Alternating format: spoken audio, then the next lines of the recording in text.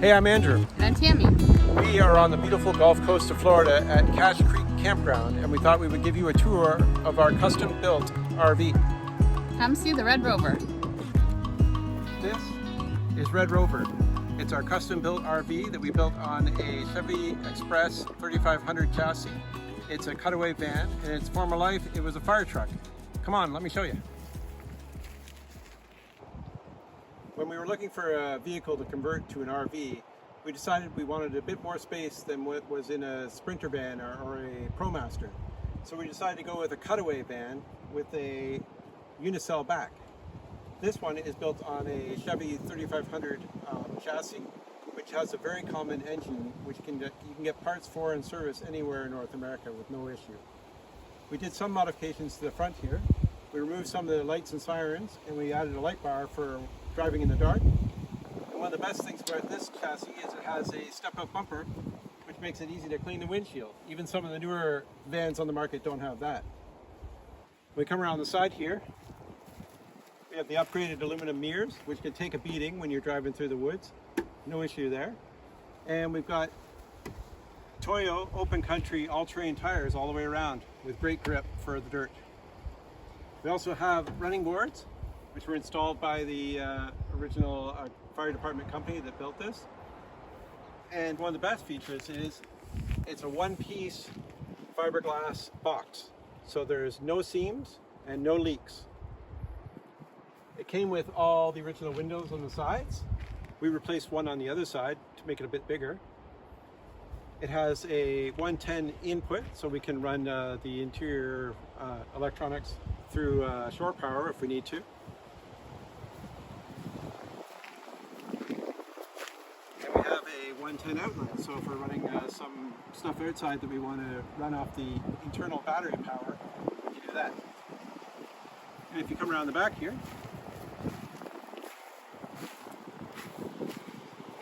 we used to have a roll-up door here, which we removed because it took up a lot of interior space. And we replaced it with a solid back.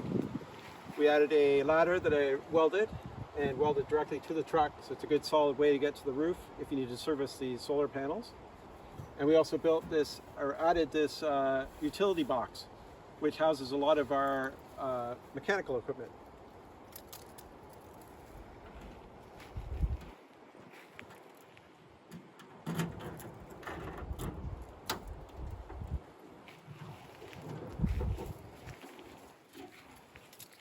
If you have a look inside, all of our propane is housed in this cabinet.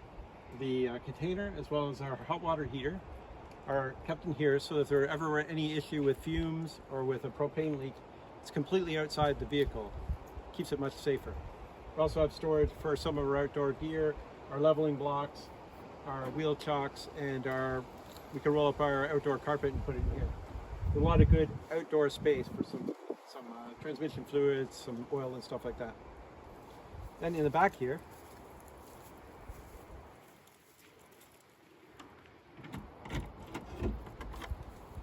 we raised our bed up so that we would have a lot of space here, because eventually we want to have e-bikes. But for now, we keep our blow-up kayak, our chairs, our dog food, all of our hoses and other supplies for on the road are kept in this big storage area. I guess they call it the garage. We also have the big step-up bumper, which is great because we use it as a bike rack when we're bringing our bikes along.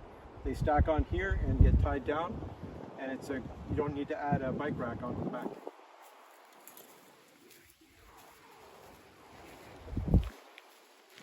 On this side, we have our awning, which slides into a track at the top there and extends out, provides great shade over our seating area. And this is our outlet for our composting toilet fan. It keeps any odors that are in there come out through this exterior vent.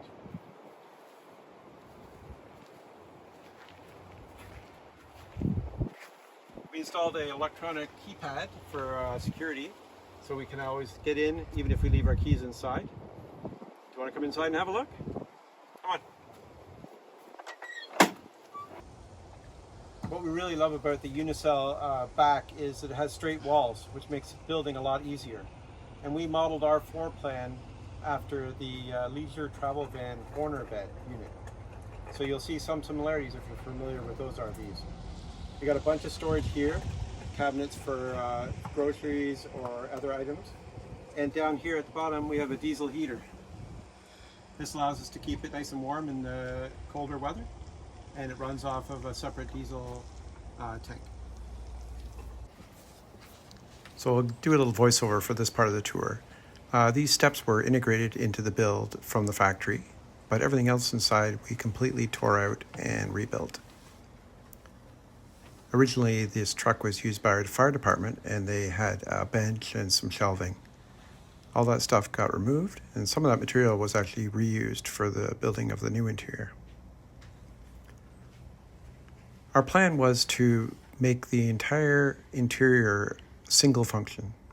Many vans and RV builds have beds that convert or seating areas that become other uses, and we just didn't want that. We were going for more of a single-use setup so that everything is available at any time. Here in the bathroom, we used a pre-made fiberglass shower stall, and with a little trimming, we were able to get it to fit right in. This provided a single-piece fiberglass leak-proof system. It was much easier than doing some kind of tile. These bifold doors we recovered from a house that was being torn down, and they fit here really well. This is a double-sized bed, raised up, and underneath is that garage that I showed you a moment ago. A little bit of shelving there and some integrated lighting for reading at night. And then our computer's mounted on the wall with the TV.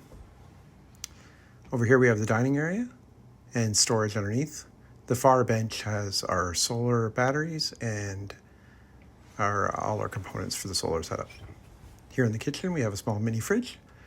All our appliances are 110. We decided to go with a beefier battery so we didn't have to worry about getting 12-volt appliances, which can sometimes be more expensive. That fridge, I think, was $150. And we have an air fryer and an induction cooktop. All that stuff runs no problem off our 5 kilowatts of battery. The van had this skylight originally, and it's just a transparent part of the fiberglass roof. But we installed a little diffuser over it so that it would be more natural light. Here you get a look at the kitchen. We have some drawers where we keep our pots and pans, and then there's a cupboard which has our fresh water. We have 30 gallons of water in the back that we use for showering and for washing dishes and so forth. But under the sink we have two 7-gallon tanks, which are where we keep our drinking water. That way we don't have to have a kind of filter system. We can just make sure that the water we put in there is potable. Our water for showering and dishes and our gray water are stored in these repurposed 30-gallon water tanks that used to have root beer concentrate in them. It's an inexpensive solution for this. We also have outlets on the outside for power out and shore power in, 15 amp, because we rarely are in campgrounds. We mostly boondock. We have 5 kilowatts of storage, and on the roof we have 1,000 kilowatts of solar panels. We get about 12 miles per gallon with our aerodynamic roof, and we have a max air fan.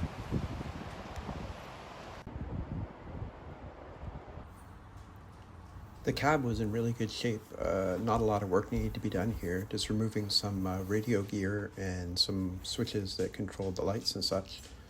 We added a Apple CarPlay head unit, and it was good to go.